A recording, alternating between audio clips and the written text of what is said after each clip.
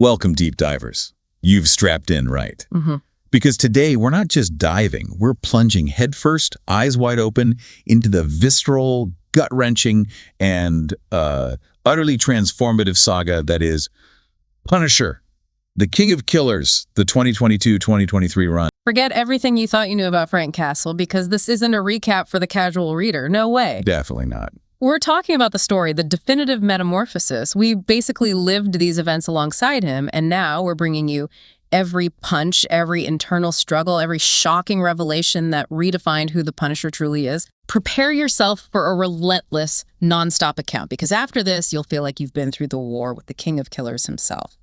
This isn't just a comic, it's a statement.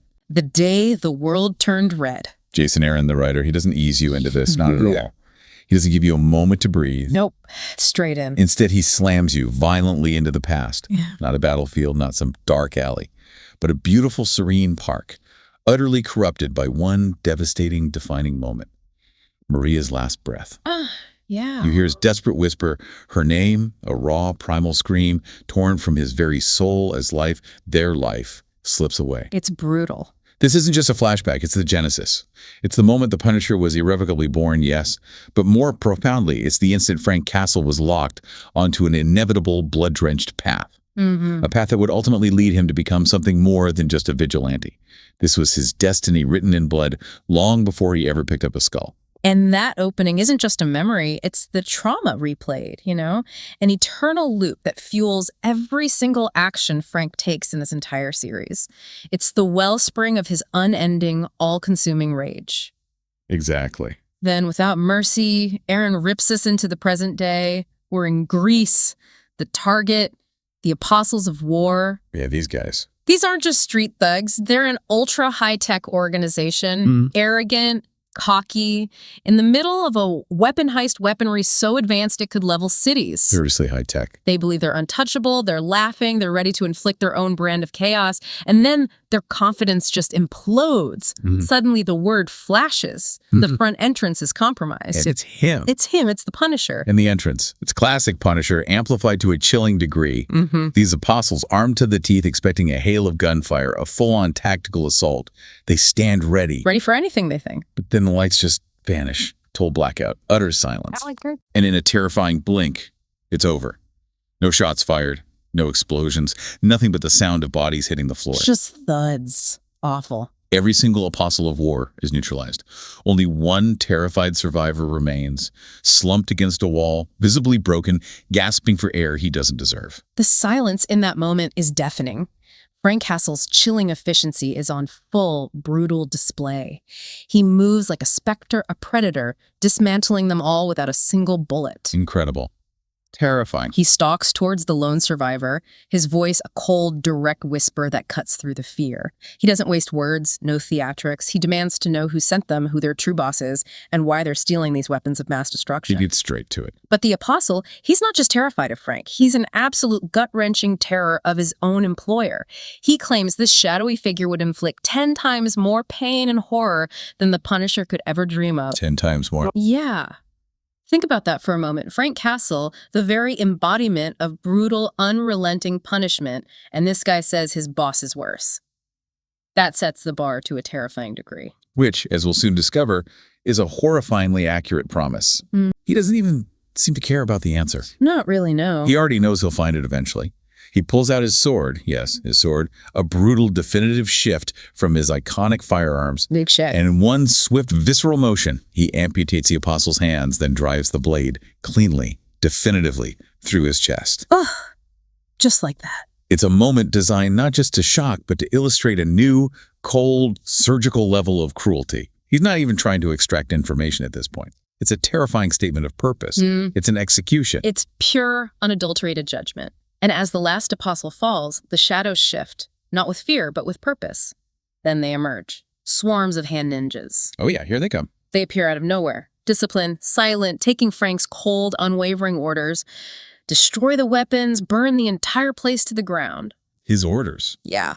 This is our first public, undeniable display of his new, terrifying alliance. This isn't just a new logo, a new skull. It's a new doctrine, a new legion. It's the king of killers, now leading an army forged in the shadows of the Marvel Universe. And what an army. This moment irrevocably solidifies the dark, mythic, almost supernatural atmosphere of this new Punisher era. The Hand, an ancient mystical order, claiming to be born to take down the worst of the worst. That's their pitch anyway. Their self-proclaimed motto, cleansing the world through murder, stopping the truly heinous. But as we immediately learn, their true twisted nature is far more sinister. They're not some noble, misguided faction. Not even close. This isn't some complex, morally gray organization with shades of nuance. The Hand, over centuries, has indeed called themselves the world's finest assassins, working for just about anybody willing to pay. They murder, they cause chaos, they revel in violence for its own sake. Through the beast. But the truth. They are, as the Archpriestess herself openly acknowledges, a cult of psychopathic ninjas. Every single act of murder, every chaotic strike is performed to honor the beast, one murder at a time. And Frank's their guy now. And now, Frank Castle, the most accomplished mass murderer in Marvel history, is their High Slayer. This sets the tone perfectly. Dark, brutal, and mythic. The stage is absolutely violently set for something truly unprecedented in the Punisher's storied history. So after that brutal, undeniable demonstration of power in Greece, Frank returns to their hidden fortress. It's deep within a secret, undisclosed location accessible only to those within the Hand. Right, their citadel. And he's welcomed not as a captive, not as a reluctant recruit, but as the High Slayer by the Archpriestess herself. She calls him that right away. He reports his findings from Greece, the Apostles of War, the unknown backer, and immediately instructs the Hand to begin tracking shipments to pinpoint the culprits. He's giving orders. It's a striking dynamic right from the start. He's clearly in charge, dictating terms, even if he's technically serving. He's their weapon, but he holds the hilt. And that distinction is absolutely critical. He's not just an operative. He's the operative, the ultimate weapon in their arsenal. And his daily routine within the Citadel, it's a grim, relentless, deeply personal ritual of death. Yeah, tell us about that. The Archpriestess informs him the day's catches are ready. Murderers who escape justice, rapists, child abusers, the absolute worst of the worst, gathered from every dark corner of the globe by the Hand, brought here specifically for him. Delivered to his doorstep. And Frank, he executes every single one of them with his own hand, every day. He's offered disciples, ninjas, to perform this grim duty, but he refuses every single time. He has to do it himself. His focus is unwavering, a white-hot rage that burns through every single execution. He performs these killings as a gruesome, bloody liturgy. And this is where we witness his combat style undergoing a profound adaptation, isn't it? Yeah. He's shifting. Oh, definitely. After decades of being the ultimate gun-toting vigilante, the king of killers defined by his arsenal, he's now begun to integrate swords and knives into his repertoire, training relentlessly in the ninja ways, becoming an even more efficient, more proficient close-quarters killer. Mm-hmm. He has to adapt. It's not the killing itself he has to adjust to, because as we know, he's been the world's most accomplished mass murderer for years. The Archpriestess simply brought him the crown and the stage. Right, the killing part is easy for him. But the shift to blades, the intricate, deadly close-quarters combat, that's new for him. A stark visual concession to this terrifying new role. A commitment to their methods. It's not just a concession, it's a full integration and assimilation into their ancient, brutal methods. And to truly grasp why Frank Castle, the ultimate lone wolf, would ever align himself with an organization as unambiguously evil as the Hand, we flash back to weeks prior. We'll get the setup. The Hand ambushed him, a brutal, no-holds-barred test to determine if he was truly worthy to become the next Fist of the Beast. Ted. He was completely surrounded by countless ninjas in his safe house. But Frank, being Frank, didn't panic. He pulled out his guns and transformed his entire room into a booby-trapped death chamber. Classic Frank. He used claymore mines, detonating them, decimating wave after wave of the Archpriestess's hand-trained ninjas she considered her own children, trained since birth in the art of silent death. Our own children. Wow. And the Archpriestess, she wasn't simply observing. She watched this carnage unfold with a chilling, almost reverent awe. Yeah. She saw him lay waste to every single one of them. He took cuts, slashes, stabs, but nothing, absolutely nothing, stopped his relentless counterattack. These ninjas, meticulously trained for silence, died without a cry, not a whimper. Wiped out. It was a massacre, a breathtaking display of pure, destructive capability that left her mesmerized. She saw not just brutality, but a perverse beauty in his efficiency, a reflection of the beast itself. That's messed up. When every single ninja was dispatched, when the silence once again descended, the archpriestess enters, not with anger or retribution, but with a chillingly polite apology for the intrusion, claiming it was a necessary test. An apology? Seriously? She presents him with a tray holding 3 ancient knives, asking if any look familiar, a subtle callback to a moment in his past where he, briefly, hesitated to kill. Frank, ever direct, doesn't care about the knives. He demands to know who sent them and why they attempted to kill him. Yeah, get to the point. But she has her ultimate leverage, her final, unrefusable trick. She calmly explains that they aren't assassins in the conventional sense, but saviors, here with an offer, a chance to fulfill his true, blood-soaked destiny, and most crucially, a gift. A gift. Okay. Here it comes. And this gift.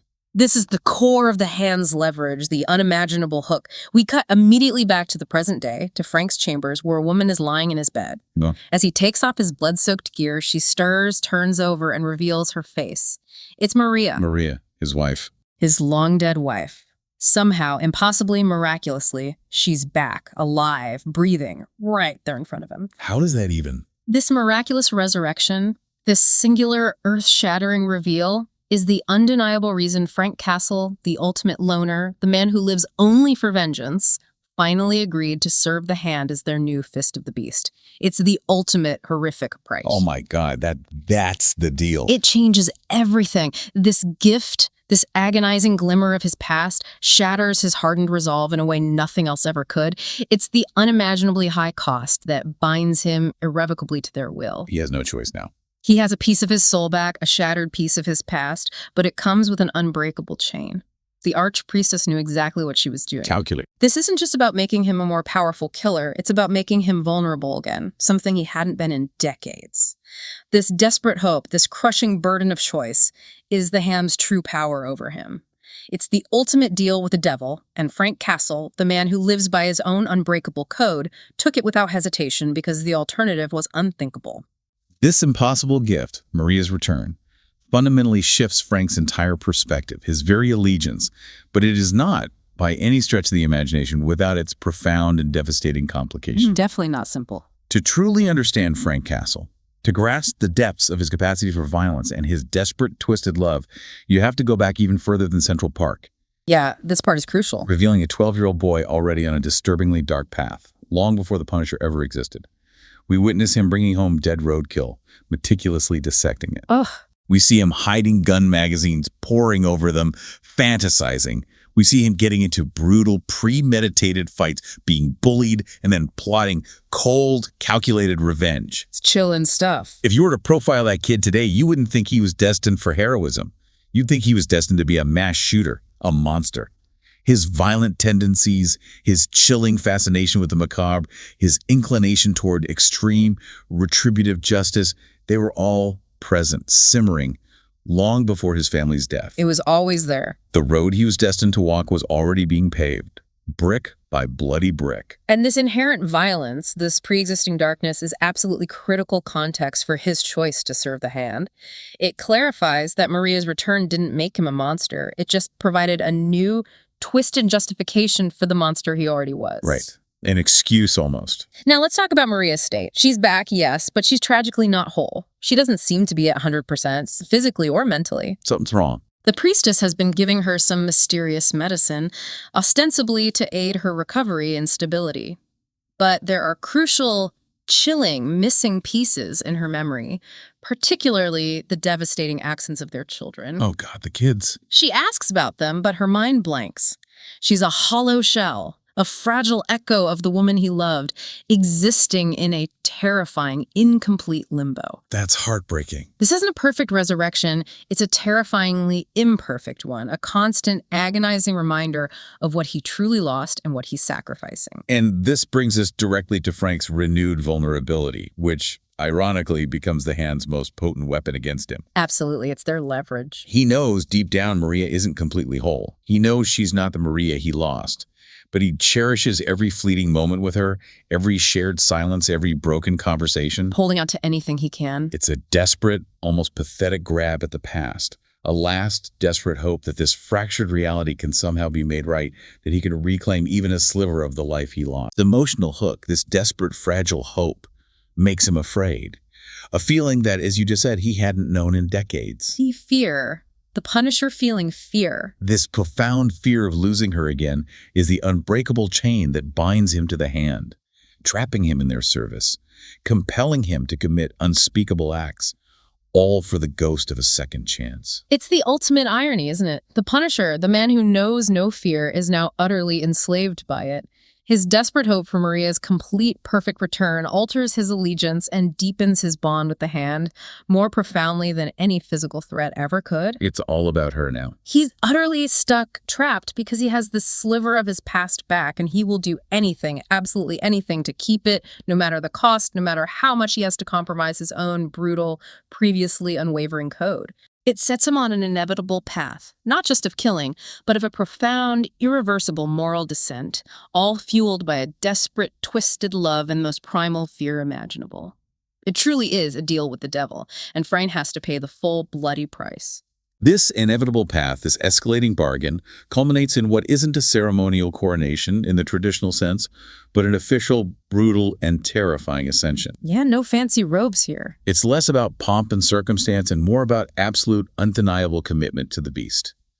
The Archpriestess once again presents him with 3 ancient daggers, asking if any look familiar, a subtle, cruel callback to that childhood hesitation we discussed when he failed to act. That little test again. But this time, Frank doesn't hesitate. He doesn't even flinch. He picks the correct dagger, the one that belonged to the last known Fist of the Hand, an ancient, blood-stained relic. He chooses it, owns it. This single, deliberate act solidifies his role as the High Slayer, the beast made flesh, the ultimate arbiter of their twisted justice. There's no doubt whatsoever. He is their guy, their monstrous champion.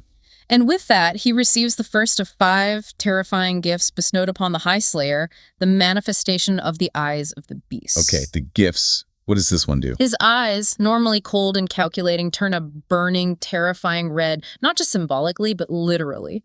This horrific new perception allows him to literally see the suffering caused by his enemies. See their sins. Yeah. He sees their sins, their past atrocities, their future violence radiating off them like an aura of pure malevolence. It's a grotesque amplification of his already black and white moral compass, a twisted divine justification for his inevitable carnage. Well, He no longer has to deduce, he simply sees their damnation. but even in this monstrous transformation, even with the beast's eyes, we see a flicker of his old humanity, or at least his attempt to steer the Hand's moral compass, as much as Frank Castle, the world's most prolific killer, could be said to have one. Right, he tries to set some rules. He lays down 2 non-negotiable demands to the Archpriestess, demands that shock the ancient order. First, he decrees that they will only kill those he authorizes, no more indiscriminate slaughter. His list only. And, crucially, he lays down a new radical rule: no longer train children. That's huge for the Hand. This is a stark, almost unimaginable contrast to the Hand's centuries-old, brutal practices of child indoctrination and murder. It's a glimmer of the man beneath the monster, trying to impose his own dark, broken justice, even as he wields their power. Yeah, like, He may be the world's finest murderer, but he still clutches a shred of humanity, a last, desperate attempt to define the terms of his damnation. a very, very blood-stained shred indeed. And then the chilling moment arrives. The Archpriestess takes him to a hidden, isolated, and profoundly ancient chamber deep within the temple where the beast itself resides. He meets the boss. It's not a statue, not a symbol. It's a pulsating, living entity, a raw, terrifying source of the Hand's power. And now, Frank is directly connected to it, face to face with his new god. She commands Frank to bow before your god. Oh, man. This isn't just a leadership role. He's a direct conduit, a living weapon infused with their dark divinity. And his early missions under this new, terrifying command are nothing short of total domination, executed with blow-by-blow, almost choreographic precision. He gets right to work. He continues his relentless hunt for the Apostles of War, those despicable black market gun runners who started this entire nightmare. Cleaning up loose ends? There's one particularly brutal encounter where an apostle, seemingly trying to cut a deal, brings a banner cannon, a huge, imposing weapon-seeking piece, only to pull a hidden gun from inside his own guts to kill Frank in a cowardly betrayal. From his guts. Gross. Yeah. And stupid. The Punisher's counter is terrifying, swift, and utterly merciless. He unleashes Wolverine-like ninja stars, not throwing them, but punching them directly into the Apostle's face, disarming a hidden bomb in the process, all while staring into the man's dying eyes. Punching ninja stars into his face. That's creative. Yeah. And brutal. It's a complete disregard for life, even his own, and an unwavering focus on the mission. He doesn't flinch, doesn't hesitate. And this is where his moral descent truly begins to solidify, catalyzed by the beast's influence. He starts seeing his enemies not just as criminals, but as beasties, as things of meat. Dehumanizing them completely. He's almost fully embracing the Hand's nihilistic philosophy, internalizing their worldview, even as Maria remains his anchor. The desperate reason he's doing all of this, he can literally shear their sins now, their past, their future, whispering in his mind. The beast's influence growing. The beast's gospel isn't just a philosophy anymore. It's becoming flesh through him, making his actions increasingly brutal, less about traditional justice and more about total merciless annihilation. He is no longer simply punishing, he is becoming the embodiment of punishment itself. This is where Frank Castle truly graduates from a vigilante to a force of nature. This isn't just about individual assassinations or contained skirmishes anymore. No, this is war now, full scale. Frank quickly begins leading his hand ninjas, his monstrous army, into full-scale war. We see him commanding a direct, devastating assault against a Hydra battalion, one of Marvel's most formidable terror organizations. It's described in chilling detail as a bloody, deadly, and very brutal fight. Hydra, with all their vast resources, their advanced tech, their seasoned soldiers, stood absolutely no chance against the Punisher and his hand forces. Just rolled right over them. Frank cuts through them like butter, leaving a path of utter devastation, a testament to his unleashed power and the Hand's terrifying discipline under his command. And here's where we see his cold, tactical logic. How so? After decimating the Hydra forces, he orders one Hydra agent specifically left alive, not for a quick kill, but for torture. Torture, okay. He states his brutal logic bluntly, a chilling mantra that defines this new era. Your job is to win the war, whatever it takes, whatever the cost. No lines left to cross. This isn't just about eliminating targets. It's about extracting information, breaking wills, and setting a horrific example. It's the Punisher, but with the boundless resources and ancient, merciless methods of a shadowy, global organization at his absolute command. It's terrifying efficiency. And to give us even more chilling context for this evolving, hyper-calculated logic, the narrative takes a deep dive into the very origin of Frank's rage, his first kill when he was just 10 years old. Yeah, this flashback is wow. He witnesses a brutal beating, a man assaulting a woman. He hesitates, clutching his little BB gun, paralyzed, unable to act, and for weeks the woman's silent screams haunt his dreams. He couldn't stop it. He knows there's only one way to silence those screams, one way to mete out true justice. Cold, precise revenge. He meticulously devises his revenge plan. Homemade napalm, a booby trap rigged at the man's door, appearing from the shadows in a crudely made Captain America mask. Homemade napalm at 10. He tells the man, with the chilling resolve of a budding psychopath, that he doesn't want to hear the woman's screams anymore. He only wants to hear this man's screams. Then he sets him ablaze with a spray can and a lighter. Oh my God. The man runs into the street, a burning, screaming silhouette, and everyone scatters, closing their windows, pretending not to see. That was the day, the comic declares, that was the day the Punisher was born. Not Central Park, way before. It's a chilling, definitive revelation, showing his capacity for extreme, calculated violence was inherent, a part of his very being, not solely a reaction to his family's death. It undeniably underlines that he was broken fundamentally long before Central Park ever happened. His capacity for extreme, calculated, almost ritualistic violence was always there, simmering beneath the surface. Yeah, that makes so much sense now. Back in the present, Frank's absolute authority within the Hand is tested. There's an in-house dispute, a violation of his direct orders. 2 ninjas murdered another. Testing the boss. Frank's response is immediate, brutal, and utterly uncompromising. He kills both of them on the spot, without a second thought. When the archpriestess questions it, hinting at a loss of 2 valuable assassins, he simply states, with cold conviction, they murdered somebody, both of them admitting this. Broke his rule. He reinforces his absolute role, the new law of the Hand under his command. He is the one to tell people when they can and cannot kill. Disobey that and he will strike you down. No exceptions, no appeals. Laying down the law. His law. But amidst this chilling display of power, Maria's fragile, deteriorating state remains a constant, heartbreaking, and deeply manipulative element. Still dealing with her situation. We witness her increasing distress, hallucinating their children, screaming about picking them up from school, reliving phantom memories. It's devastating to watch, a raw wound. Just awful for her. She's frequently sedated, hinting at this Hand's continued, calculated manipulation, keeping her unstable, keeping her dependent on their mysterious medicine, forever bound to them. A living, breathing, emotional counterpoint to Frank's escalating brutality and a leash on his monstrous power. The leash they hold. And then a true cosmic force of nature intervenes. Ares, the ancient Greek god of war. Ares himself shows up. Oh, yeah. He views the Hand, sending mere ninjas, their foot soldiers, to confront him as an absolute unforgivable insult. He decimates them with terrifying ease, leaving nothing, not even a body to be resurrected. Wipes them out. Poof. This massacre is a direct, terrifying, and unambiguous message to the Hand. He's not looking for foot soldiers, he wants the Punisher. He wants Frank. Ares views Frank Castle as his holiest of pantheons, a pure, untainted embodiment of war and righteous vengeance, and he's utterly disgusted with what the Hand is doing to him, attempting to shackle his perfection. He wants the true Punisher, unleashed, unfettered by hand magic. Wow. Even Ares thinks the Hand went too far. Which directly leads to Frank's relentless, multi-state hunt for Hatemonger, one of the Apostles of War's biggest and most despicable clients. Back to the Apostles. Frank leaves a trail of pure destruction in his wake. Burning money caches, seizing weapons, personally torturing survivors for every shred of information. The specific chilling detail. Warner Mayer, a prominent media puppet, is intentionally left alive, used as psychological bait to draw Hatemonger out of hiding. Smart. Brutal, but smart. It showcases Frank's strategic, cold-blooded cunning, his absolute mastery of manipulation.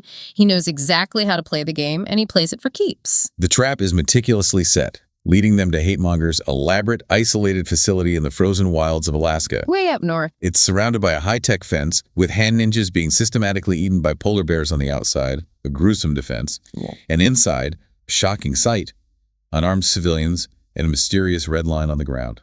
A sniper targets the civilians once they cross that red line, forcing him to adjust his strategy.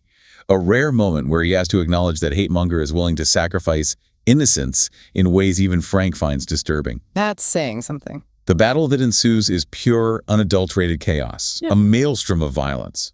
As the Hand assaults Hatemonger's facility, a deadly nerve agent is released. Oh, lovely. Nerve gas. Frank, relying on his training, holds his breath but still gets gut-butted by the captain, inadvertently inhaling deeply. Even as everything burns and feels like it's on fire inside him, his lungs screaming for air, he impales the captain with his sword, steals her gas mask, and presses on, driven by sheer will. Doesn't stop him. Nothing stops him. His single-minded determination, his refusal to yield even against biological weapons, is terrifying to behold. And then the climactic, brutal confrontation with Hatemonger himself. Frank shows absolutely no mercy, no hesitation. He picks Hatemonger up, throws him, still alive and screaming, directly to the polar bears, a gruesome, definitive, and utterly final end. Fed him to the bears. Wow.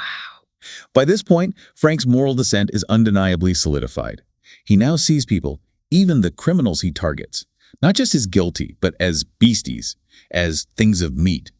Their sins are not just visible, but audible to him, a constant sickening hum. The beast's influence is total now. The beast's gospel isn't just a philosophy anymore, it's become flesh, flowing through Frank Castle, empowering his every brutal act.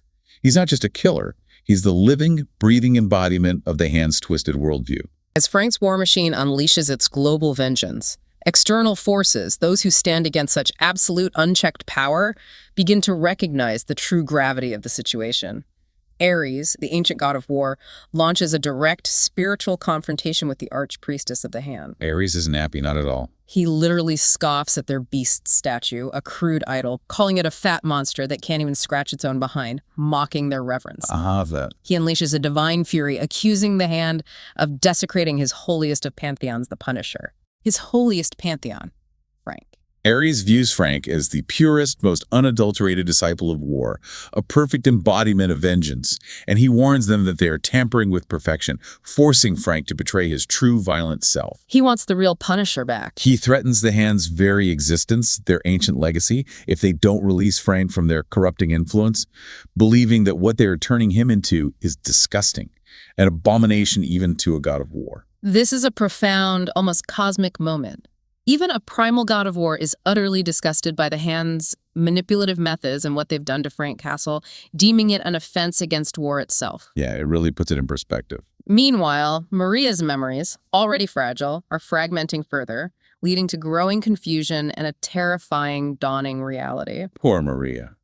She asks Frank with heartbreaking innocence to go to a hockey game, a poignant, agonizing callback to their first meeting, a tender moment from their shared past where Frank, captivated, was drawn to her. Oh, that's rough. The contrast. But then she's plagued by a chilling dream, the devil at the door, a clear, unambiguous representation of Frank's horrifying transformation, a shadow lurking in her mind. Her subconscious knows. And her confusion, piece by agonizing piece, gradually turns into a terrifying, undeniable realization of Frank's true nature, the man he always was. The pieces start clicking into place. The children's palpable fear of him, his withdrawal, his habit of sleeping alone in a tent in the backyard, isolating himself from the family he claimed to love. He was never really present, was he? She recalls his confession to a priest, a confession so horrifying, so utterly devoid of empathy, that the priest never spoke to her again, and she, a devout woman, lost her church job because of it. What did he say to that priest? She begins to understand with a crushing certainty that war was his one true love, that he was mourning the loss of conflict, the loss of purpose, not the lack of family life. His vengeance wasn't for them, it was for him. That's a devastating realization for her. The devastating truth truly hits her when she makes a horrifying discovery. There are children's gravestones within the Hand's compound, markers of failed resurrection attempts that turn them into monstrosities. Oh, God, no. Not the kids, too. Each attempt left them with less physical material, less human. Her horrified reaction, seeing these abominations, these twisted reflections of her beloved children, leads to a dawning, crushing understanding of Frank's terrible bargain. He tried to bring them back, too, and failed. He killed their children again, mercifully putting them out of their misery, sparing them further suffering from the failed resurrection. He had to kill his own kids again. Jesus. It's a moment that shatters her already fragile world, revealing the true depth of his sacrifice, his corruption, and the monstrous choices he made in the name of a twisted love. With the truth, or at least a large portion of it, laid bare, betrayals and confrontations ripple through the narrative, accelerating towards an explosive climax. Lady Bullseye and Lord Deathstrike, two of the Hand's deadliest assassins, ambush Frank, More hand assassins. judging him unworthy to be the fist of the beast, dismissing him as clumsy with a sword. And indeed, he struggles for a moment against their combined lethal skill. They test him. But when Maria appears, stumbling into the danger, truly threatened, Frank unleashes the beast's true, raw power. His eyes glow with an infernal red, his fists radiate with hellish energy. Maria, in danger, flips the switch. He brutally kills Lord Deathstrike with a thrown dagger, ending him instantly, forcing Lady Bullseye to immediately drop to her knees in terrified recognition of the true, unholy power of the Hand's new fist. She knows better now. She knows she's staring death in the face, a death far worse than her own. This sequence proves that Frank wasn't just chosen for this role. He earned the beast's power through his devotion, his unwavering ruthlessness, and his escalating rage, especially when Maria is threatened. He weaponizes his love. That's dark. And the Archpriestess, her ultimate sickening cruelty is then revealed. Oh, this is bad. She creates true children of the beast, not through ancient rituals, but through profound psychological torture, making ninjas watch, helpless, as she slaughtered their entire family. This is a stark, horrific contrast to Frank's earlier demand not to train children, showing her utter disregard for his attempts at moral steering. She knew his demands, but ignored them, forging her own brutal path to create true, unthinking disciples. That is pure evil. Just, wow. This brings us to Daredevil's inevitable, valiant intervention. He infiltrates the Citadel, confronting Frank, attempting desperately to reason with him. Matt Murdock steps in. Of course he does. He tells Frank he's being used, that he's nothing but a pawn in the Hand's ancient evil game. Daredevil, ever the man of faith, even attempts to exorcise the beast's influence using a powerful spell taught to him by Doctor Strange. Tries an exorcism on Frank. Convinced that Frank is possessed, controlled by a demonic entity. But Frank's terrifying surge of power, a defiant red-hot burst, throws Daredevil off, proving, beyond a shadow of a doubt, that he's not possessed, not controlled. It doesn't work. He is choosing this path, embracing the monster within. Daredevil's horrified realization, it's not the beast, it is you. Chilling. Absolutely chilling. It's Frank. All Frank. A chilling, definitive statement that shatters any pretense of victimhood. Daredevil's unwavering conviction, however, leads him directly into a trap set with cunning precision. The Hand kidnaps Bullet's son, Lance, a young, innocent boy, baiting Daredevil into a war he cannot refuse. Using a kid as bait? Despicable. The Hand is fully aware it's a trap, but Daredevil, compelled by his unbreakable moral compass to save an innocent child, has no choice but to walk directly into it. He has to go. This is not just a fight. It's a calculated, brutal move by the Hand to eliminate their enemies, using compassion as their most insidious weapon. And as this complex, violent tapestry unravels, the biggest players in the Marvel Universe finally begin to take notice, their attention forcibly drawn to this escalating threat. The Avengers finally get involved. Frank Castle has slipped up. He hasn't simply gone back to killing criminals. He's formed and is leading the largest, most effective assassin group the world has ever seen. An army of darkness. They see the scale of it now. The tension is a palpable, suffocating force. Ares and his army, guided by rogue hand ninjas who despise the priestess, march through the burning forest, their path illuminated by fire and utter destruction, a divine path of vengeance. Ares is coming for Frank. Frank, standing calmly, almost serenely, within the citadel, makes a chilling, singular decision. He will face them on his own ground, on his own terms. Not running. This isn't a retreat, not a tactical withdrawal. It's a defiant, ultimate stand, a final confrontation with a god. And before the final battle erupts, Frank unleashes a terrifying, absolute display of his fully manifested beast powers, cementing his reassertion of power, his monstrous transformation complete. Shows them what he can do now. The Archpriestess, watching from above, her eyes wide with rapt awe, accepts his ultimate readiness. He has truly become everything he was meant to be, all but one of the beast's great gifts, now his own. He is untouchable. His audacity, his cold calculation grows exponentially. He demands that the ninjas whose families were murdered by the Archpriestess, those who suffered her ultimate cruelty, serve as his personal guard. The ones whose families she killed.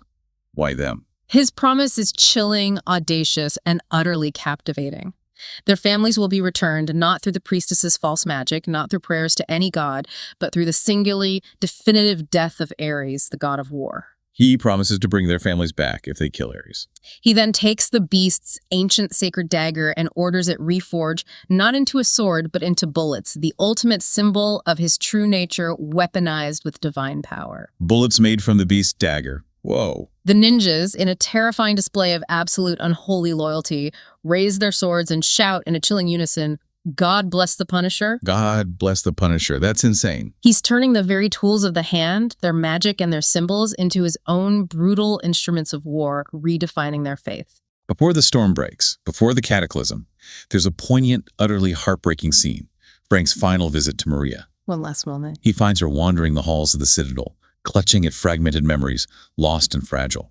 He asks her, with a tenderness we haven't seen in decades, to stay inside, promising, with a voice full of a desperate, perhaps delusional hope, this will all be over soon. Does he really believe that? It's a desperate, quiet, utterly tender moment, a glimpse of the man who still longs for connection, for a simple home, even as he prepares for absolute devastation, for war against a god. It's a heartbreaking goodbye before the true battle begins. A whisper of a life that could have been. And then the clash of titans erupts, shaking the very foundations of the world. The Hand's undead forces, literal skeletons reanimated by dark magic, fight against Frank's army. The ninjas he's molded into his personal devoted guard. Skeletons versus ninjas, okay. The battlefield is a maelstrom of chaos and death, a vision of hell, and then the shocking, impossible sight. Frank Castle, riding a colossal, monstrous dragon, a creature of myth, leaping directly into the fray, a symbol of his unleashed, terrifying power. He's riding a dragon. Oh yeah, full-on Dragon Rider Punisher. Amidst this brutal chaos, two titans, two philosophies clash. Frank Castle against Daredevil. Round 2. Daredevil's grim determination is etched onto his face. He's here to save Lance, Bullet's son, the innocent child caught in this unholy war. But he also believes Frank must die, that he's gone too far, become too twisted by hellfire and dark magic. Daredevil thinks Frank has to be put down. Frank, in turn, unleashes a torrent of accusations against Daredevil, calling him a phony, condemning him for releasing murderers from prison, forcing them back onto the streets of Hell's Kitchen. It's a clash of ideologies as much as a physical battle, a fundamental disagreement on the very nature of justice. But the dragon, Frank's ultimate weapon in this battle, falls. Seagron, the dinosaur man, with his unique ability to control reptilian creatures, intervenes. Stegron, the dinosaur man. Seriously. Yep. He can't fully control a dragon of this size, but he can throw it off balance, twisting its will, turning its flames for a brief, crucial moment on Frank himself. Turns the dragon against Frank. Nice move. This allows Daredevil's allies to subdue it, tying its feet, its neck, pinning it down, taking one of Frank's biggest, most terrifying weapons off the battlefield. And then Cole makes a heroic charge through the lines. Oh, right. Shooting and punching his way to Lance, grabbing the young boy and carrying him to safety, fulfilling Daredevil's desperate mission, a small light in the overwhelming darkness. Okay, so the kid is safe. Good. With the dragon down and Lance saved, Frank's attention turns fully, irrevocably to Ares.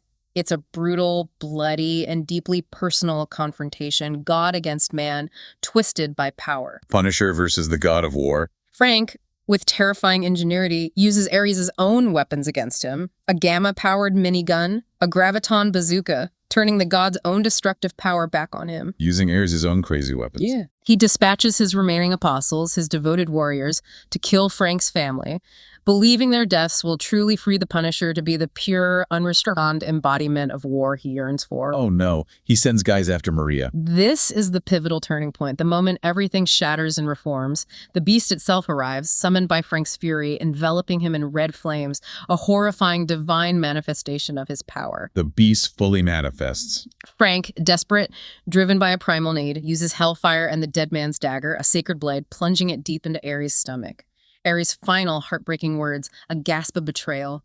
You were like a son to me. Wow, like a son. Then, in a last impossible act of defiance, Ares smashes Frank's head repeatedly into the ground, leaving him for dead, believing he has finally stopped the King of Killers. Ares takes him down. Or seems to. As Frank drifts between life and death, his mind, in its dying moments, doesn't replay war. Not Ares, not vengeance. It's of his baby girl, his firstborn child. His daughter. That little girl, that small, innocent child, was the true driver, the true reason he became a killer. His desperate, all-consuming desire to get home to her, to protect her, to keep her safe, that was his ultimate motivation. Not war, not Ares, not even vengeance. It was love, twisted into a monstrous shape. But death doesn't hold the King of Killers for long. Frank awakens, resurrected at the Citadel by the loyal hand ninjas, their life force fueling his return. They bring him back. Again. He's informed, with grim satisfaction, that Ares and his apostles never made it to the castle, meaning Maria and his children are safe, for now.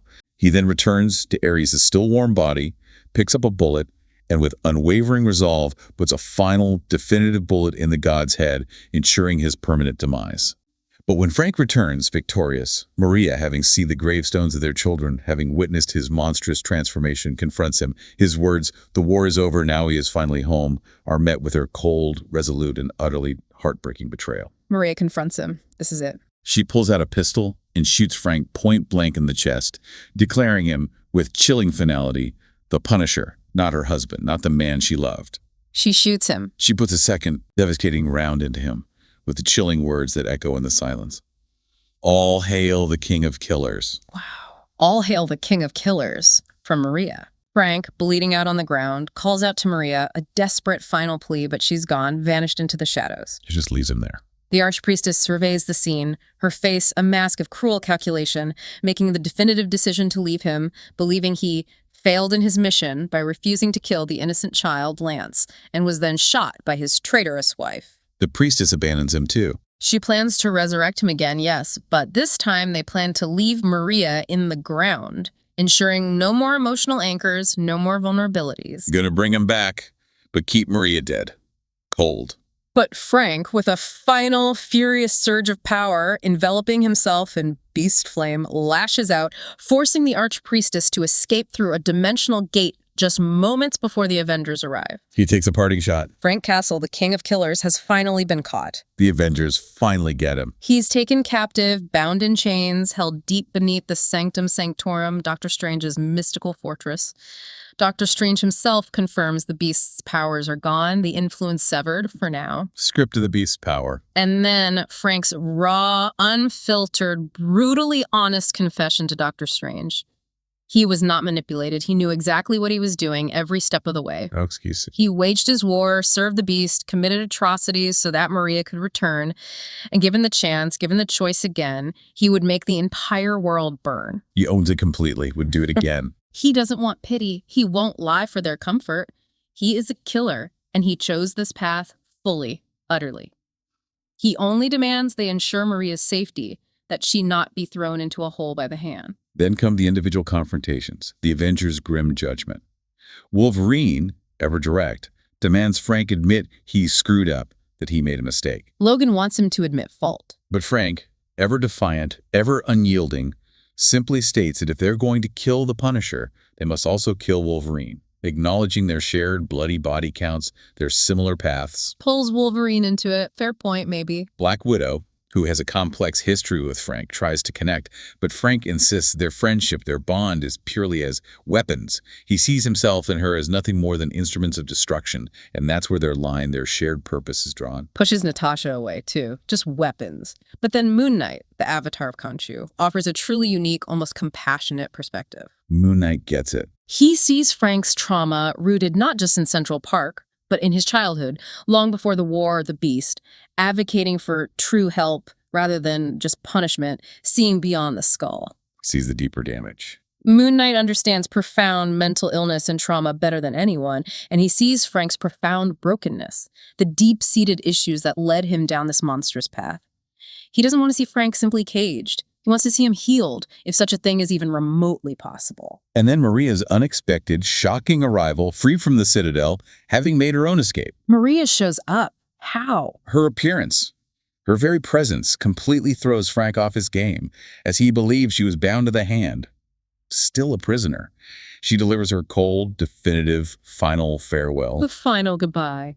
She has divided his assets, distributed them with surgical precision, donating half to charities in their children's names, declaring, "This is how you honor your dead family, not by using them as an excuse to be an executioner." Oof. Burns him with his own money. And then she delivers the devastating final truth, shattering his last illusion. Frank lost his family long before their deaths in Central Park. She was going to leave him before that day. She was leaving him anyway. He had lost his family all on his own, she says, a cutting, irreversible truth. Her final, chilling command. Stay dead. Stay dead. Damn. The ultimate rejection. It's the ultimate indictment, shattering his last pretense, his final desperate lie.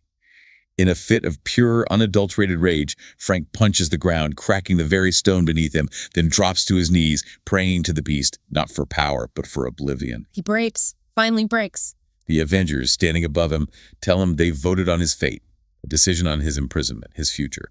But Frank refuses to hear their judgment, declaring his own. With a final, chilling surge of power, a last echo of the Beast, he disappears from their plane of existence. He vanishes. Doctor Strange, bewildered, confirms. The Punisher is no more. He is gone. And as for Maria, she drives off with her share of Frank's money, a new life awaiting her, a future entirely free from his shadow. But then on the passenger seat, a shocking, utterly game-changing twist, a pregnancy test. Positive. Wait, what?